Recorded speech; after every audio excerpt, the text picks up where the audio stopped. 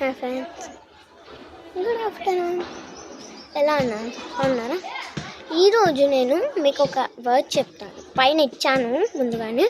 ఆ word full form, అది ఒక సిరప్ నేమ్. ఫుల్ ఫామ్ నాకు కామెంట్స్లో పెట్టండి.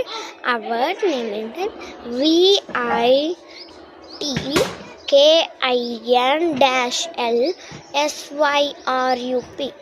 VITKIN-L syrup. ఆ VITKIN-L ఉంది కదా, నేను సిరప్ అని చెప్పేశాను. మీరు VITKIN-L దానికి ఫుల్ ఫామ్ నాకు కామెంట్స్లో ఇస్తారా?